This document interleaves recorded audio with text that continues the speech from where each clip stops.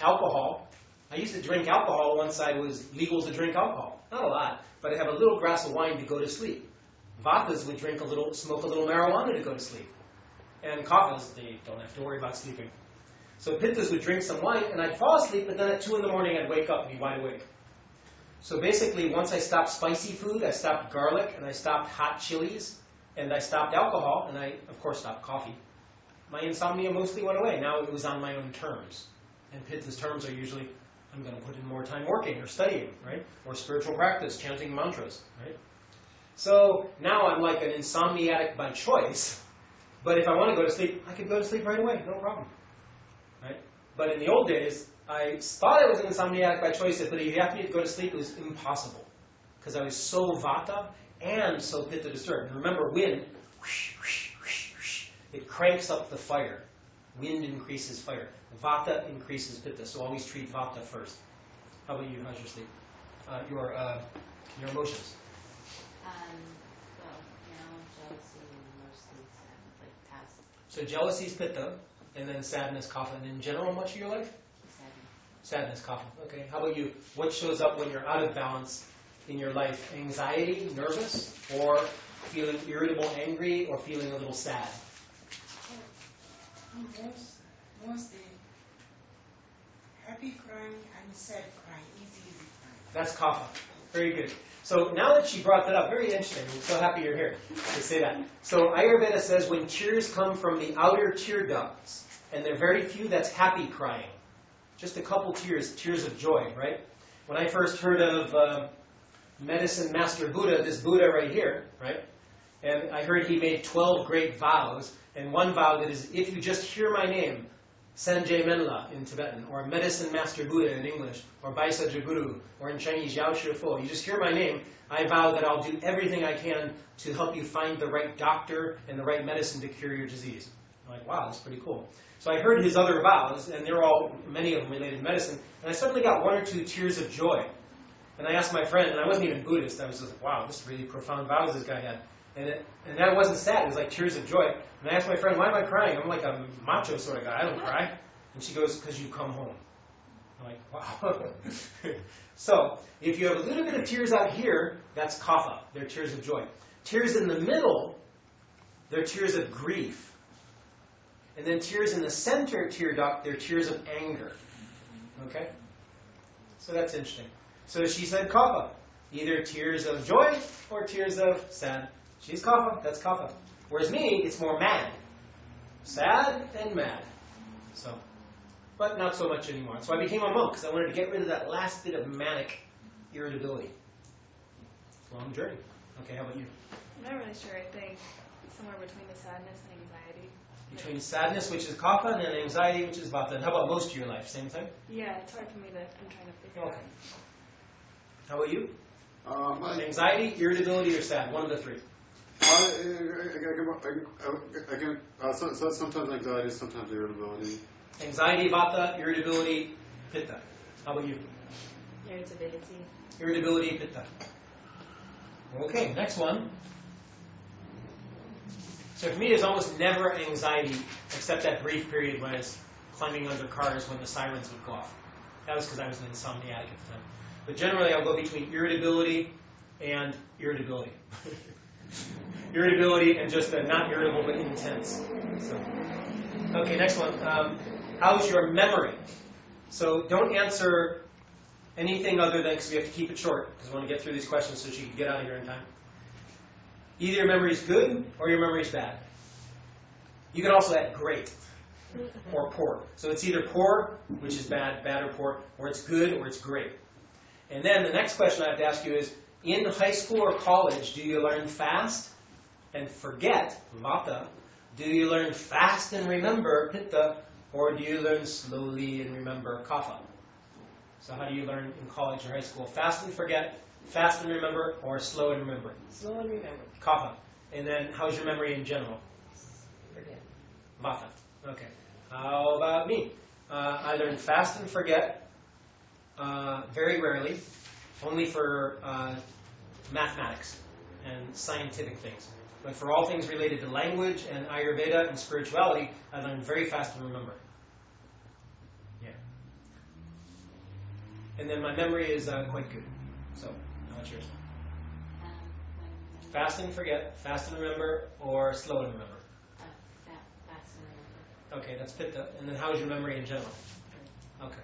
And if you're not sure, answer it by saying this. In high school or college or grade school, did you get pretty good grades, but you didn't study much, except right before the exam, the day or two before, you study like crazy, and you pass and get a B+, and then 3 weeks later you go, how did I get a B+? I forgot all that. Then you're vata. Okay? And then if you study and you love studying, but you don't really have to, but you do it anyway because you love studying, you're pitta.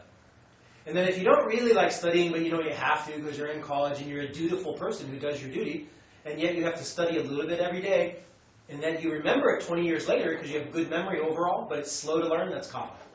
Okay. How about you? Learn fast and forget. Learn fast and remember, or learn slow and remember? When now? In general. I'm learn very slow. Forget easy. Okay. So she's vata, kapha, vata. Learn slowly, but then forget easy. Shows kapha with vata. Okay. And how about you? Fast and forget. Fast and forget shows vata. Now the mind and body don't always go together, but usually they do. Fast and forget. Fast and forget, vata. How about you? Fast and forget. Vata. Okay. How many vatas in this room? Gosh, I hope I'm not too intense. I'm Being so sorry. picked up here. Bad memory is Bad memory is vata. very... Okay to good memory is kapha, and excellent memory is pitta. So if you've ever been called anal retentive, right? Someone who drives someone crazy because they remember everything and you never forget stuff, and it drives people crazy. It's almost like it's not, although they call that anal retentive psychologically, we could actually call it the opposite. Because it's more like diarrhea of the mouth. you remember everything and you regurgitate it back out at people. That's too much pitta. But if someone's ever called you anal retentive, you're probably being accused of being too pitta. Okay, next question. How's blood pressure? High blood pressure or low? Low means normal. Or, let me say it this way. High blood pressure, normal or low, and low means you tend to be dizzy, you're a little anemic, they don't accept your blood. So high blood pressure, normal or low, in general? Normal. Normal. Normal or low? Blood pressure? You don't know. Okay, that's good. How about you? normal to low. Normal to low. I think it's normal. Okay, how about you? Low. Okay. Low, like we get dizzy sometimes? No. And we're calling normal low. We're calling normal good. So low blood pressure means good blood pressure. So if any of you answered low, reevaluate your question, your answer. Low, we're saying, is you're dizzy, they don't accept your blood, you stand up and you get faint. You fainted before for no unknown reason. You stand up from your chair, you're a little dizzy. You go to donate blood and they're like, wow, you're anemic. In other words, you're vata disturbed in your blood system. So what's your answer now? Normal. Okay, I thought so. Okay. So if you have high blood pressure, it's due to pitta. If your face is red and there's a vein sticking out and you're an angry, intense person. So if I got high blood pressure, it'd probably be due to pitta, but I don't. If a chubby person gets high blood pressure, it's due to kapha. Skinny people who are vata rarely get high blood pressure, except very briefly, and then it's gone. Okay. Low blood pressure in a bad way is vata. Fainting, dizziness. Okay, next one. Cholesterol, high, low, or medium? High. High, kapha. Over 200? I don't know. Okay. High cholesterol, kapha, normal. Since you're about to head out very quickly, bowel movement. We didn't cover that, and we'll cover the other one, which is menstruation, super quick. Just for your notes only, because you're going to head out. If you're constipated, you're definitely positively vata disturbed. Constipation is less than 1 BM per day. If you have less than 1 bowel movement per day, you're vata disturbed. Less than 1 BM per day, that's so important. And menstruation, we'll cover in 1 second. After this. Pitta, 2 to 3 BMs per day, and it's loose. So pitta, you're still writing in Bhat column, because this is for you. Constipation is vata. Pitta is 2 to 3 BMs and it's loose. So 2 to 3 BM loose, moving to diarrhea. Diarrhea, pitta. Normal stool is kapha. Normal stool means 1 BM per day, and it's shaped like a banana. 2 to 3 BMs but loose, pitta. Less than 1 BM per day, vata. Or 1 BM per day, but it comes out like little rabbit turds, as little small balls, vata. Now let's move to menstruation. Perfect menstruation, everything is regular, kapha. So let's move to kapha. Kapha, perfect menstruation, regular like clockwork. But, hang on, stay on kapha. I'm watching you. Stay on kapha. You have white discharge called leukorrhea or yeast infections. So leukorrhea, which means white discharge, or yeast infections, kapha. Now move to pitta. Normal menstruation, but it's very heavy flow. And there's yellowish discharge. Heavy flow, yellow discharge, but regular timing, pitta. And last of all, vata.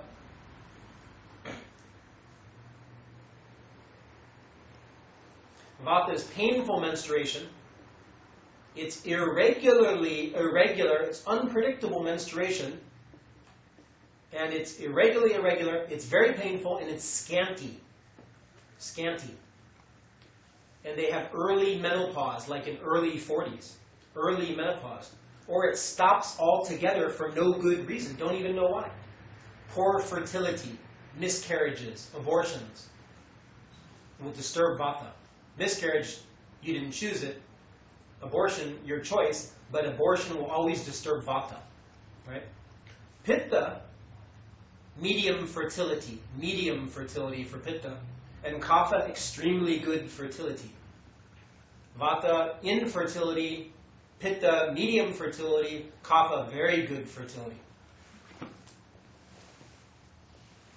And kapha menstruation, totally not painful. Now, when it begins, menstruation, the menarche.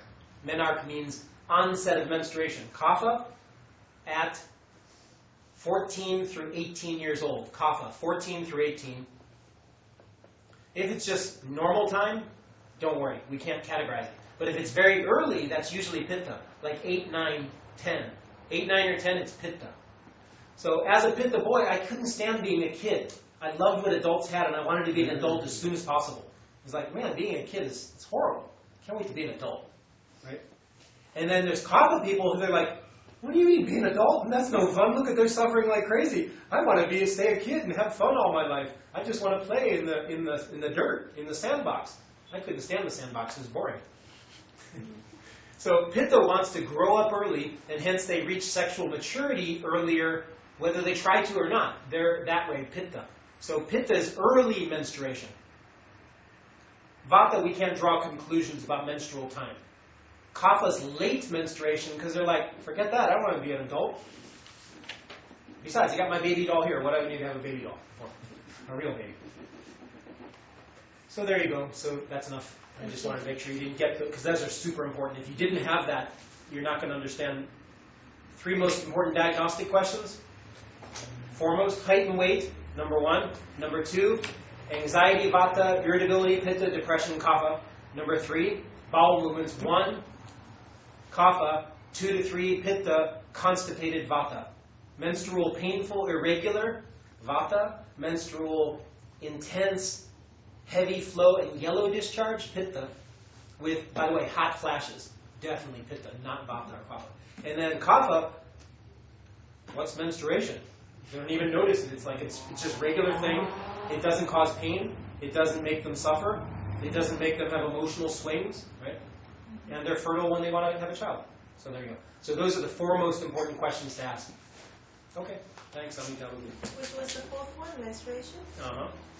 So your height and weight ratio, if I have only 4 questions to ask to diagnose you, and I can't look at you. You know, obviously I don't need to ask you your height and weight because I can just look and see, right?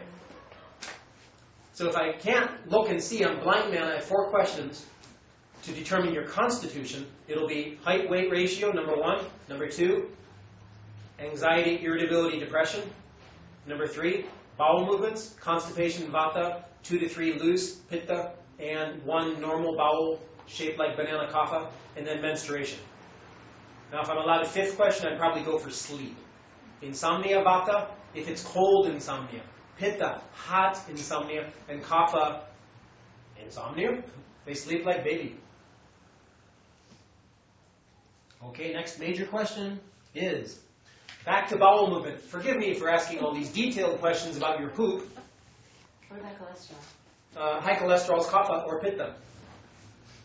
I have a question about poop. Okay, hang on.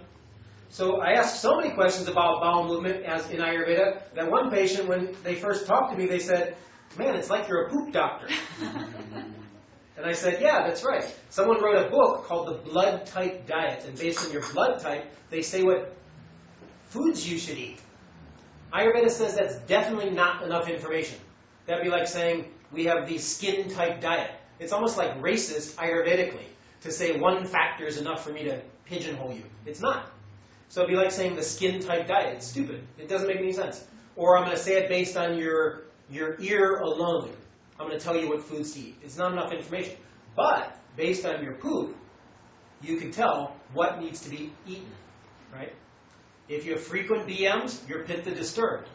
If you have infrequent BMs, you're vata disturbed. And if your BMs are regular like clockwork, but just one, kapha. Okay, so back to these details, and then I'll entertain your question is, does your stool sink or float? Now, I'm not going to put you on the spot and ask you, sinking stool or floating stool? Sinking stool or floating stool? But if your stool floats, it's healthy. If it sinks, it shows ama or toxins. If you have to flush the toilet twice because your stool leaves fingerprints, traces on the toilet bowl, then you have a lot of toxins, a lot of ama that is sticky. So if you have to flush your toilet bowl twice, more than once a month, if it's every day you have to flush it twice, either you need to have more water in your toilet bowl because you've got one of those low-flow environmental toilets. But if it's just a normal toilet bowl that has water floating in the bowl, and yet it lands in the water and it's leaving fingerprints or traces in the bowl, you have ama. AMA means toxins, undigested qualities of food, and thoughts, feelings, emotions, relationships. If your stool smells very, very, very strong, not just sulfur poop smell, but super strong smell, like rotten, decaying flesh or something, horrible smell, pitta infection. If your stool smells sort of sweet, kapha. Okay? If your stool comes out in little pieces, especially small, hard, round balls or hard pieces, vata disturbed due to dryness. If your stool has mucus on it, forgive the graphic description, it's like a whole bunch of mucus. All this mucus on the poop. So if there's mucus on your poop, you're kapha disturbed. Secondarily, perhaps pitta disturbed. Okay, what's your question about kashit? Yeah, I just wanted to. The K is silent. What do you mean by loose stool? Is that like diarrhea? Diarrhea is diarrhea. Loose stool means it's not watery, liquid. Diarrhea is liquid stool. Oh, okay. Loose stool means it's quite soft. Not liquidy, but it's quite soft. It looks like applesauce. Yeah, that shows there's some pitta going on. If you're pitta, but in your case you're not very pitta, so it's probably excess kapha, too much watery qualities. Okay. Next question. How's your appetite? If your appetite is variable, vata. If your appetite's intense, pitta. And if your appetite is just normal, kapha. So how's your appetite in general? Overly appetite. Okay. That can be pitta, or it could be kapha. Right? It's pitta. If it's normal for pitta to have an intense appetite. It shows kapha imbalance if you're kapha and you've got that. I have very strong appetite. One of the main reasons, believe it or not, that I became a Tibetan monk, there's many reasons. One is that I get to practice Ayurveda, don't have to give it up. But I was actually in Chinese Buddhism. One of the reasons I came to Tibetan Buddhism is because most Chinese monks eat 2 meals a day, often only 1 meal a day. That's very hard for me. I'm a fiery guy. Right? Now, in Tibet, they're above 10,000 feet altitude. To be eating 1 meal a day is very hard. You need some fat on your body. You need some muscle. Eating 1 meal a day when you're living above 10,000 feet Himalayas, that's not very good for your health. But if you're a monk who's not having outflows of your sense organs of desire that you're overly expressing in the world of eyes, ears, nose, tongue, body, and mind, chasing after sights, sounds, smells, tastes, objects of touch, and thoughts, and you're not going for the gusto for sleep, food, name, fame, sex, power, money, and drugs, and you're sort of letting all that go while being in the world, you have a lot of energy, and you don't need as much food as you used to need. Once you've been a monk for a while, right? So basically, I became a Tibetan monk for one of the many reasons, but one that was pretty important was I just can't eat 2 meals a day, and certainly not 1 meal a day, not right now. I'm too fiery, right? Maybe if they hid me away and I never talked to anyone, I could probably do it. But I'm so intense, I'm using energy, so I eat it, energy, and it goes through me quickly. So Pitta people, they have very hard time fasting. So the question is, when a meal is delayed at a restaurant, do you get upset? Excuse me, we ordered food 20 minutes ago. Or when meal's delayed, you go, no problem, let's kick back. That means we could drink another beer. We could just relax, have another Coca-Cola. You know, or we'll just sit here and have fun. Then you're kapha or vata. But if when meal's delayed, you go, excuse me, we've been waiting here for a long time, you haven't even taken our order, you're definitely high pitta. Or if the meal's not delayed, but for some reason you had to skip a meal, and you go, oh, I can't skip a meal, please, let's at least stop at the McDonald's and get a little something. Give me anything, I gotta put something in me. And yet you're not a diabetic, you're very pitta. I used to be this way, not anymore. So if you can eat a horse, I can eat a horse, you're pitta. So how's your appetite, in general? Intense to normal. Okay, intense is pitta, normal. So these three, by the way, are called vishama. Vishama means vitiated or variable. Vata, variable appetite. So vata is variable appetite. Vata, variable appetite, vitiated. Vishama. Pitta is sharp appetite, hot and sharp, and acidic, sour, acid belly. And kapha appetite is just slow, underactive thyroid, sluggish metabolism. We could say it another way. Vata appetite and digestion is gas, bloating, burping, farting. So if you, and I'm not going to put you on the spot. Do you have much gas, bloating, burping, farting? So I won't ask you that, don't worry. So if you have lots of gas, bloating, burping, farting, that's all passing wind. It's vata. If you have lots of heartburn, sour belly, heartburn, acid indigestion, acid reflux, acid regurgitation, it's all the way up to here, and it's bitter and sour and hot, you're super high pitta. So heartburn, acid reflux, acid indigestion, acid regurgitation, ARD, acid reflux disease, the new name they gave it, so they could sell you more pharmaceutical Zantac instead of the occasional Pepto-Bismol. So if you have ARD, acid reflux disease, you're high pitta. If you have colitis or ulcers or ulcerative colitis, right, or Crohn's disease, you're high pitta and vata. If you don't have those, but you're chronic constipation, vata. Okay. Next one is, if you're overweight, that's kapha. This is related to food again. If you're underweight or anorexic, especially anorexia nervosa, you're vata.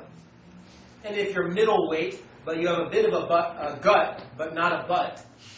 So if you have a bit of a gut, but not a butt, you're pitta. If you're over 40, pittas get a little bit of a beer belly, but they don't get a big butt or big thighs. Someone who gets overall fat, their whole body, kapha. Someone who doesn't get fat, very hard to gain weight, vata. Next one.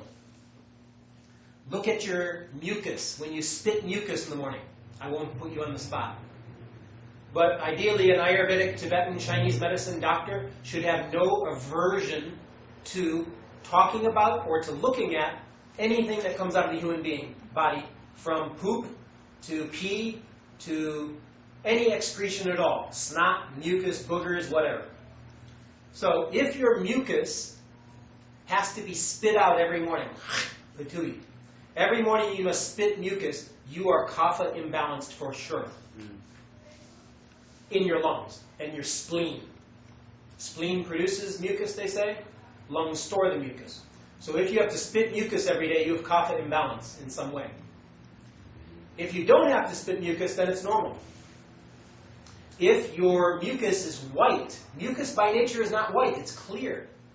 If your mucus out of any opening of the body, be it the nose, be it your sleepers in your eyes, instead of being a normal color, they're very whitish, and seem like mucus in the eye. Or if the sleeper is yellowish, that's pitta. If the mucus is white, kapha. So white mucus is kapha. Yellow mucus is pitta. And clear mucus is just normal. So if out of the reproductive organs, be it the yoni, the vagina, is yellow, that's pitta. If it's white, that's kapha imbalance. If it's clear, that's normal. In the anus, if there's whitish mucus, that's kapha. If there's yellowish mucus, that's pitta. If there's clear mucus, it's kapha, but excess kapha, but it's not sticky white kapha, right? If there's no mucus, that's normal, it's healthy. Same thing goes for semen. Normally semen, though, is white, not clear, but if semen becomes yellow, it is pitta disturbed. If semen becomes clear and watery, vata is highly disturbed. So normally it should be white color. Clear, vata disturbed, yellow, pitta disturbed. For vaginal secretions, yellow, pitta, white, kapha, and clear is normal. Okay, now leaving the area of mucus and going to the area of cough. If your cough is dry, that is vata. If your cough is productive and mucousy, it's kapha or pitta. So if your cough is dry, that's vata. If your cough is mucousy, yet white mucus, that's kapha. If your cough is mucousy, means productive cough, but yellow mucus, that's kapha with pitta. There's infection, yellow or green mucus, but it's productive cough. Kapha is still disturbed, but there's infection. It's yellow pitta, green pitta. Can I just ask a clarifying question? Yes? So when you're saying something is kapha, and then sometimes you're saying something's like kapha disturbed, Yeah. those are not the same? They're the same, They're the same, okay. but we have to say, well, they could be the same. Let's say this, is it good? Well, then it might just be vata-pitta-kapha. If I say it's disturbed, then it's vata-pitta-kapha in excess. There's too much vata, too much pitta, too much kapha. And if I don't say it's disturbed, it might be because it's disease, or it might just be a good quality. Compassion is kapha. Wisdom is pitta. Letting go, which means detachment, equanimity, right? It's all good, no problem, right? That's vata, when balanced. Thank you. But kapha disturbed is the compassion turns into, I only care about my own family. Who cares about the rest of the world? All it's my family is all that matters. And pitta, the wisdom, becomes righteous indignation. It's my way or the highway, right? It's dogmatic. I know best because I'm the boss, right? I'm the PhD, piled higher and deeper in my knowledge, PhD. And hence, I know best. Then that's pitta, out of balance. And then vata, the letting go, equanimity, detachment, renunciation, it's all good, equanimity, switches into, and spontaneity, instead switches into flaky, unreliable, right? Forgetful, procrastination, right? Oh, it's all meaningless, nothing matters at all. So instead of proper understanding of emptiness, right, where you can actually accept everything with ease and let go completely. So if you wish to end all suffering, it says in Buddhism, accept everything with ease and let go completely. That's the essence of vata. But when vata is disturbed, instead of accepting everything with ease and letting go completely, they just let go completely in a nihilistic way, in a annihilationism way, in an anarchist way, in a hate street, punk rocker, life is meaningless, so let's just get high and play loud music until we die sort of way. Okay? That's vata disturbed. So you've taken the spontaneity and equanimity and you've turned it into meaninglessness. And you hear Buddhism say everything is empty, and you go, oh, so I like Buddhism because it means everything is meaningless. No. Everything is annihilationism, it's nihilism, it's nothingness. You've misinterpreted what Buddhism means by emptiness. Buddhism by emptiness, when it says empty, it means pitta. It means everything is merely labeled. So stop labeling it. And you'll stop creating it that way by changing your label. It's merely labeled. Okay. Next one, look at your fingernails. Do you have a moon on your thumb? So the answer is yes or no. This is a moon, a half moon on your thumb. So look at your moon on your thumb and go yes or no. Moon on your thumb? Yes. Good. Moon on your thumb? Yes. Moon on your thumb? Okay, moon on your thumb? Okay. So moon on your thumb means healthy metabolism.